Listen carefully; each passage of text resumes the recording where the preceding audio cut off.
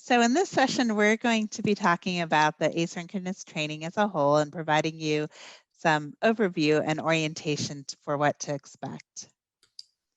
The purpose of Hearn's asynchronous training is to start the process of introducing you to the who, what, and why of Hearn. You'll begin to understand more about how we gather, analyze, and disseminate patients' diverse stories about their healthcare experiences. You will be engaging this training by viewing and responding to 4 different brief content sessions that I'll review here. First, you'll get a brief overview of how this rigorous methodology originated at Oxford University, and from there spread to several countries who are part of a network called DIPEX International.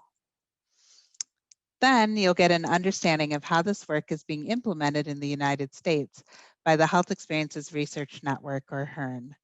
You'll also be hearing messages from some of our participants about why they wanted to be part of this research and what they want to say to others.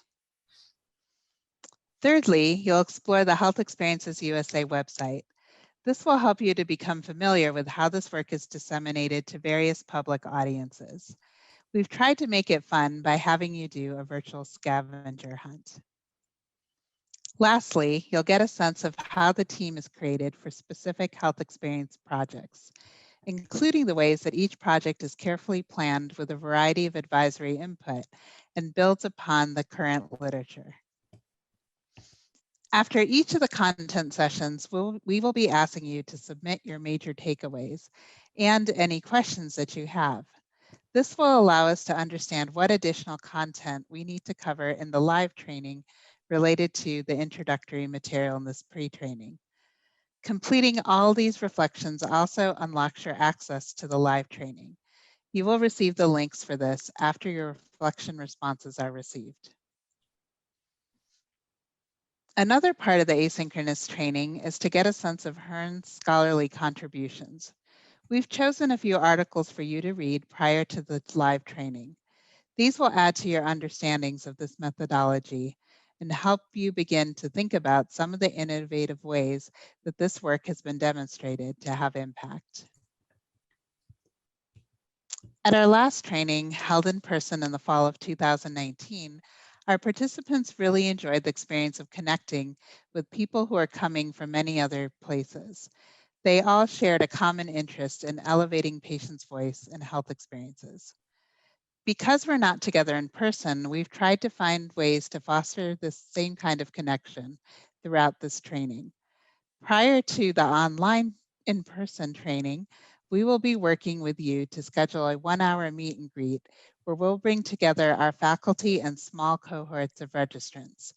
We've designed our in-person sessions to be interactive and hope you will speak up and/or use the chat function to connect with each other.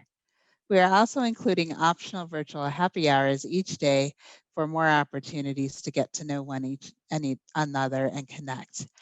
After the training, we hope many of you will join in our ongoing Learning Network meetings, where we continue to discuss our own work and learn from each other. We're going to leave you with a little more information that we hope will excite you about the methods and processes you're going to learn about. There's a lot of places now on the internet where you can find anecdotes of patients' health experiences. But how do you put these stories in context across lots of experiences? What are the ways that people's experiences differ or are the same? Are we hearing only from those most willing to share their stories? The methodology you will be learning about helps get at these questions in a rigorous way. It incorporates a team approach that engages different stakeholders, clinicians, patients, and consumers, researchers and staff members, and others, from the design process all the way through dissemination. The final products are both public-facing and they are scholarly, with thousands of people engaging with these methods. And so we hope that you will enjoy learning about this approach to raising patient voices.